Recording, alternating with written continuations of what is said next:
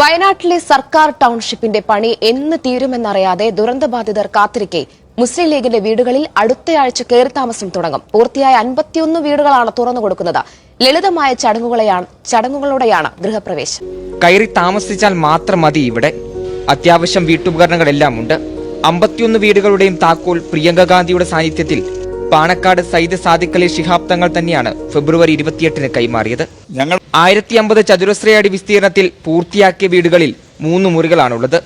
105 വീടുകളാണ് ലീഗ് ആകെ നിർമ്മിക്കുന്നത്. അതിൽ സർക്കാരിന്റെ ആദ്യ ലിസ്റ്റിൽ ഉൾപ്പെട്ട 88 പേരും സാങ്കേതിക പ്രശ്നങ്ങൾ കാരണം ലിസ്റ്റിൽ ഉൾപ്പെടാത്ത 27 പേർക്കുമാണ് ലീഗ് വീട് നിർമ്മിച്ചത്.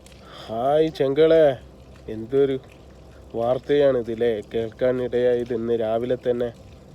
ഇന്ന് രാവിലെ കേട്ടയിലും ഏറ്റവും മനോഹരമായ വാർത്ത. പൊന്നു ചെങ്കളെ, ഞാൻ ഒരു കാര്യം പറയട്ടെ.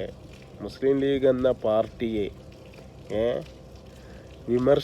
അനുകരിക്കാൻ പറ്റൂല. ഒരാൾക്കും പറയാൻ കാരണമുണ്ട്. അത് ഞാൻ പറയേണ്ട ആവശ്യമില്ല. ഓരോ ദിവസങ്ങളിലും നമ്മുടെ നാട്ടിൽ തന്നെ അതിനെ പുകഴ്ത്തിക്കൊണ്ടുള്ള ഓരോ വാർത്തകളാണ് നമ്മൾ ദിനം പ്രതി കേട്ടുകൊണ്ടിരിക്കുന്നത്. അപ്പോൾ പൊന്നു ചെങ്കളെ, ഇതിൻ്റെ പിന്നിൽ പ്രവർത്തിച്ച എല്ലാവർക്കും തക്കമായ പ്രതിഫലം നൽകട്ടെ എന്ന് ആത്മാർത്ഥമായിട്ട് പ്രാർത്ഥിക്കുന്നു. മുസ്ലിം ലീഗ് എന്ന പ്രസ്ഥാനം ഒരു കാര്യം ഏറ്റെടുത്തിട്ടുണ്ടെങ്കിൽ അത് തീർത്തിട്ടേ പിന്നെ വേറൊരു കാര്യത്തിലേക്ക് പോകുള്ളൂ. അതാണ് മുസ്ലിം ലീഗും മറ്റ് പാർട്ടിക്കാരും തമ്മിലുള്ള വ്യത്യാസം.